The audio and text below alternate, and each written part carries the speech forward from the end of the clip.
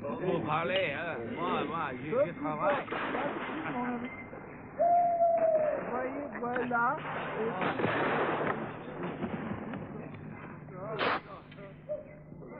There was a legend that whoever drank from the skull of Nostradamus would inherit his incredible powers. But for 200 years, his grave remained undisturbed, because the legend also said that whoever did so would immediately die.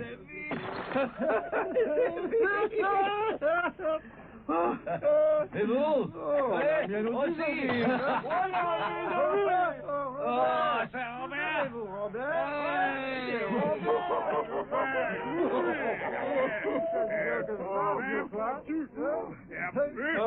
One night, at the height of the French Revolution, 3 drunken soldiers set out to test the legend.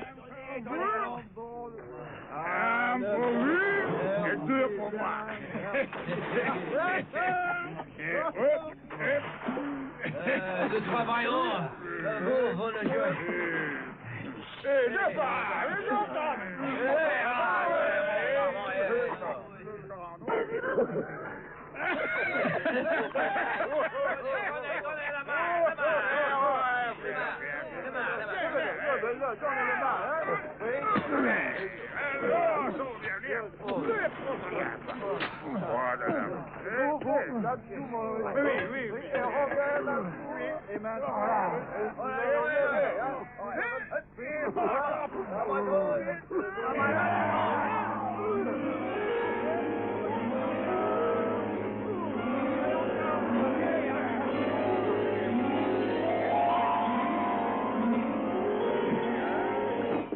It was not the skeleton that suddenly sobered the soldiers, but the plaque around its neck, with the date May 1791, which could only have been placed there at the time of burial in 1566.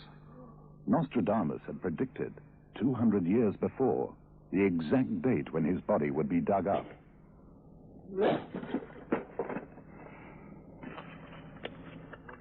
Nostradamus. Nostradamus. Non, Robert, non. Non. Oh non, mon grand-père, tu es stupide.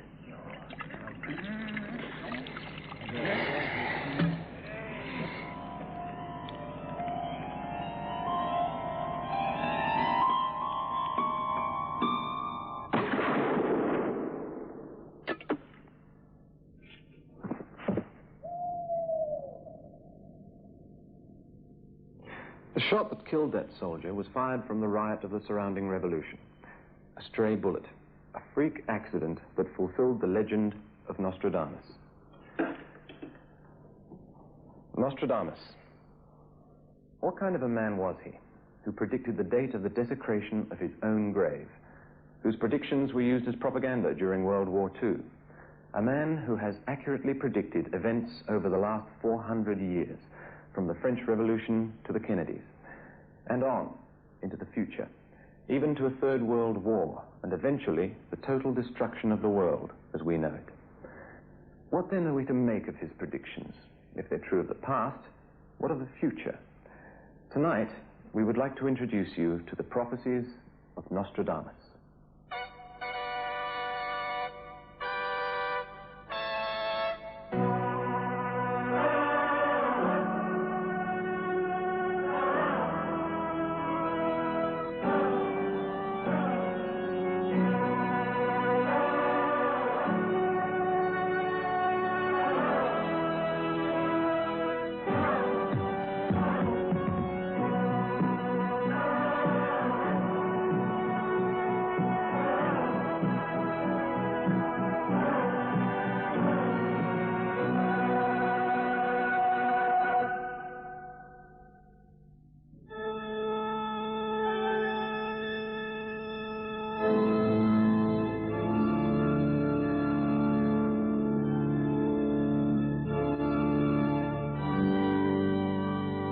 After the desecration of his grave in 1791, the remains of Nostradamus were transferred and buried here in the wall of the church at Salon.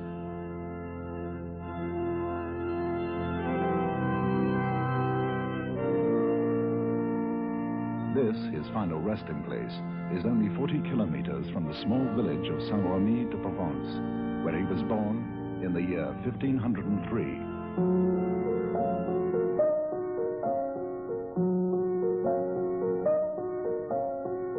His ancestry was Jewish, but his immediate family had converted to Christianity.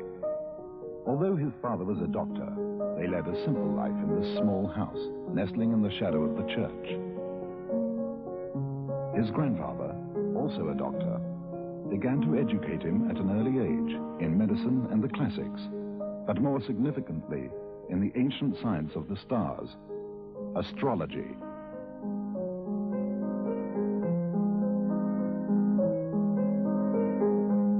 With this rich heritage of learning behind him, Nostradamus moved to the world-famous university city of Montpellier, where he studied medicine at the academy.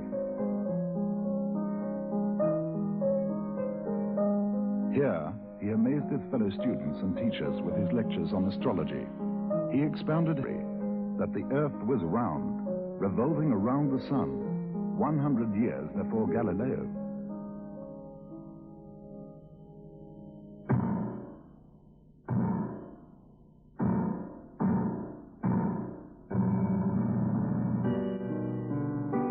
The plague, the dreaded curse of the 16th century, spread across Europe, and Nostradamus, when he graduated as a doctor at the age of 22, threw himself into the struggle against it.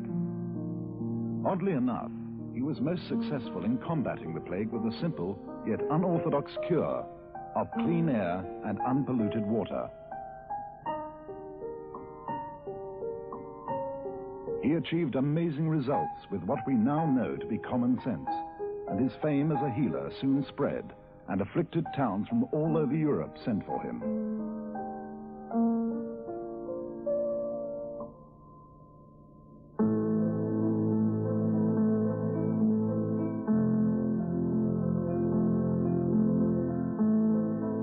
But his own wife and 2 daughters he could not save.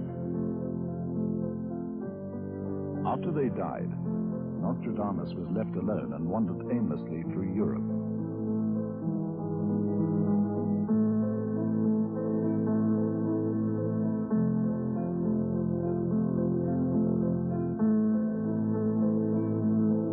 Although he continued to practice medicine, his attention turned more and more to the study of astrology and the occult. It was during this time that Nostradamus first began to experience his visions of the future.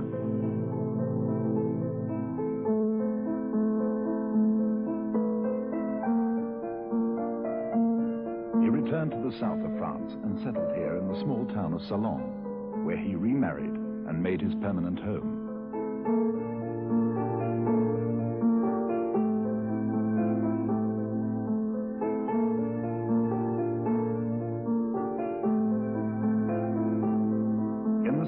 Of his study, he began to record his amazing visions. Soon, stories circulated about him, earning him the reputation of being at first an eccentric, and then a mystic. On one occasion, he was invited to a banquet where his host attempted to trick him. He told Nostradamus they would be eating pig that evening. He said he had a black pig and a white pig, and he invited his guest to predict which of the 2 they would eat. Nostradamus said, "The black one." The man then went to the kitchen and instructed the cook to prepare the white pig. Later that evening, as they were enjoying their meal, he again asked Nostradamus to say which pig they were eating. He was told the black one, and triumphantly he denounced his guest's ability as a prophet.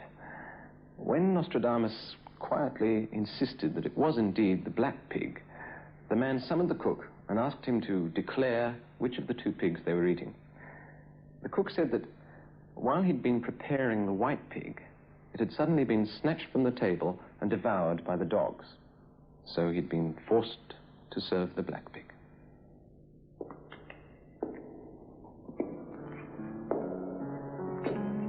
But Nostradamus had embarked on something more important than the entertainment of the nobility. In Salon, he set up an intensive study of what was now his life's major work.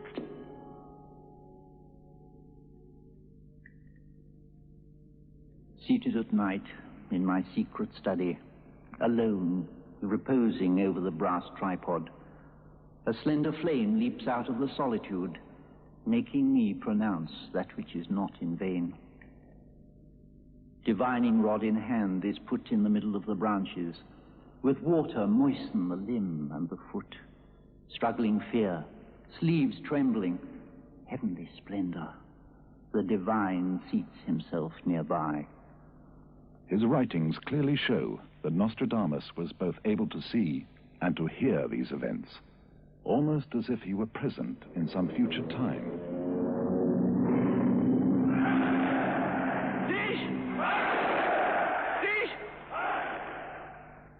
Was this the work of God or of the devil?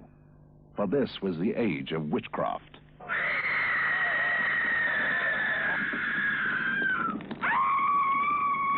The 16th century was a time when superstition made men strike out at the unusual, the odd, and the eccentric. And countless innocent people were tried, convicted, and sentenced to horrible tortures and death.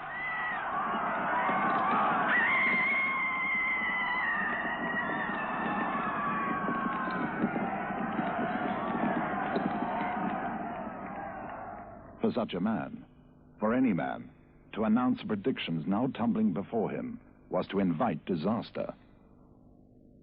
So Nostradamus began to write down his predictions in such a way that they would be preserved for posterity and survive fear, suspicion, and destruction through ignorance. He chose a four-lined rhyming verse known as the quatrain.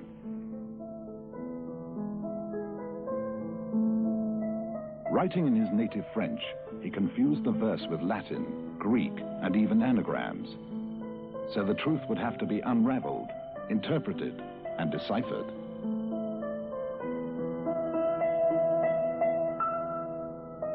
He wrote 1,000 quatrains, dividing them into 10 groups of 100 each, called centuries.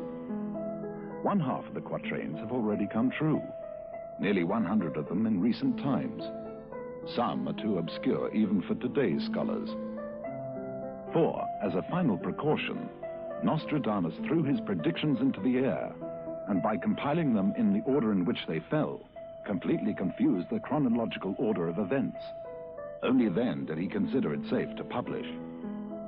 His precautions have been rewarded in that his book is one of the few to remain constantly in print since it was first published in the 16th century. His first edition of 350 quatrains was published 2 years before his death, in 1564. He was immediately summoned before the court of King Henry II, because in one of the published quatrains he wrote, "The young lion will overcome the old one on the battlefield in single combat. In a cage of gold his eyes will be put out, 2 wounds in one, then to die a cruel death." This was the 35th quatrain of the 1st century, which suggested that the old lion, King Henry, would die in a tournament.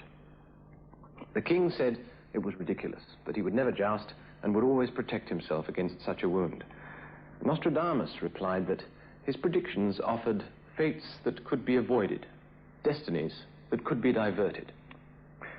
But soon after, there was a unique double wedding of the daughters of the king, and part of the celebrations was the staging of a tournament in which the king determined to take part. Reminded of the prophecy, he insisted that he would fight in single combat, but that he would wear a protective gold helmet.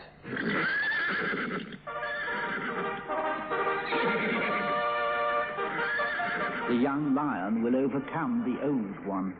The young lion was Count Gabriel de Montgomery. On the battlefield in single combat. Despite the attempts of the young count to refuse the match, they met in the safest possible combat. Wearing a gold helmet, no lance could possibly penetrate to inflict the injury predicted.